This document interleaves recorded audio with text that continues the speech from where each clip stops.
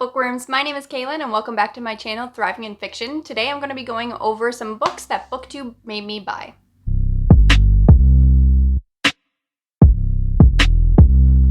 Alright, so the first book I'm going to be talking about today is a young adult fantasy, and I've been seeing this on BookTube for years now, but the fourth book finally came out, so that made me finally pick up the first one, and that book is An Ember in the Ashes by Sabaa Tahir. I don't really know anything about this book. Obviously, I haven't read it yet, but I do know it's a really good angsty YA book, and I'm always here for those. So it says, Laia is a slave, Elias is a soldier, neither is free. Under the martial empire, defiance is met with death. Laia and her family do not challenge the empire. They've seen what happens to those who do, but when Laia's brother is arrested for treason, she is forced to make a decision.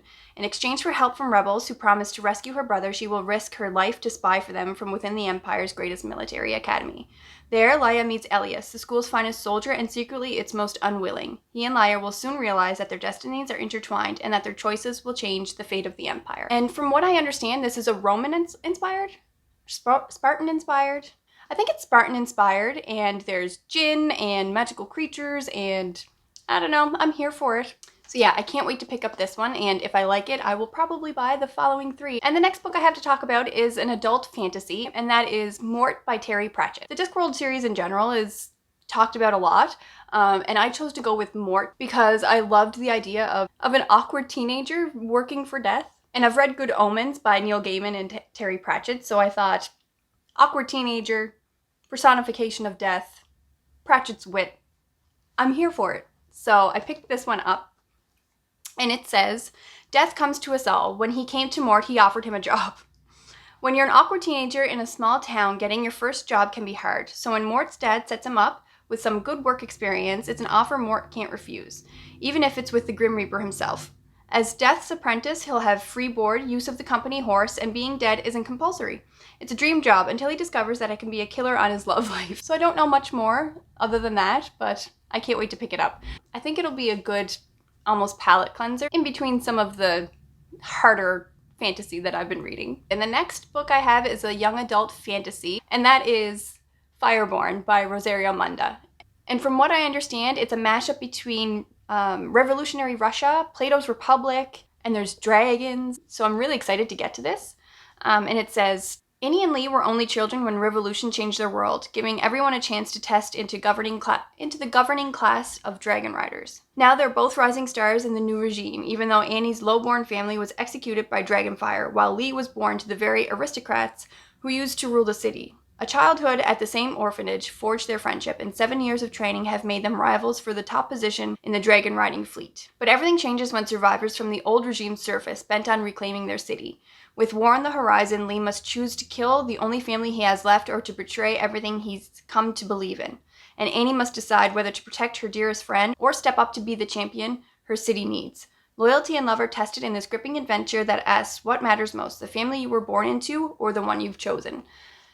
So yeah, I can't wait to get to this one. And if I love it, I'll be getting to the second one soon too. And the next book that YouTube made me buy is an adult science fiction self-published novel, and it is We Are Legion, We Are Bob by Dennis E. Taylor. So this is the first book in a trilogy, and I got this book because it sounded absolutely wild to me. Bob Johansson has just sold his software company and is looking forward to a life of leisure. There are places to go, books to read, and movies to watch. So it's a little unfair when he gets himself killed crossing the street. Bob wakes up a century later to find that corpuscles have been declared to be without rights, and he is now the property of the state. He has been uploaded into a computer hardware and is slated to be the controlling AI in an interstellar probe looking for habitable planets. The stakes are high, no less than the first claim to entire worlds. If he declines the honor, he'll be switched off and they'll try again with someone else. If he accepts, he becomes a prime target. There are at least 3 other countries trying to get their own probes launched first, and they play dirty. The safest place for Bob is in space, heading away from Earth at top speed, or so he thinks, because the universe is full of nasties and trespassers make them mad, very mad.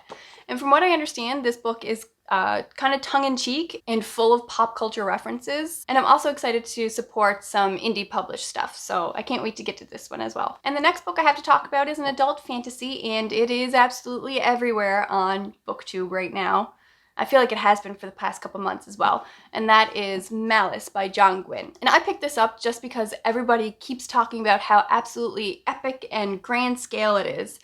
And full transparency, I picked this up and I didn't get very far into it before I put it back down again. I do plan on picking it up again though and giving it another try. It read very much like a debut novel to me for the first little bit. I didn't get very far into it. I'm sure it gets better. So I did end up putting it down. It wasn't jiving with me at the time, but I do plan on picking it back up. Everyone keeps saying how absolutely epic it is, and you know, it's not just this series, this 4-book series, it's the trilogy that comes after it. And I do know that the author has another book coming out in May that I plan on reading too. So I do plan on going back to it. And BookTube is definitely the reason I bought it. So, The Banished Lands has a violent past where armies and giants clashed in battle, but now giants stir anew. Stones weep blood, and there are sightings of giant worms. Those who can still read the signs see a threat far greater than the ancient wars. For if the black sun gains ascendancy, mankind's hopes and dreams will fall to dust, and it can never be made whole again. I mean, that sounds absolutely epic. So I hope I love it once I do pick it back up again. Alright, and the next book I have to talk about, I actually came across while watching Brandon Sanderson's live stream. You know, he does all of those live streams where he signs a bunch of his books. And I'm a huge Sanderson fan, so if I'm doing anything and I'm not in the middle of an audiobook, I'll sometimes turn on one of those streams.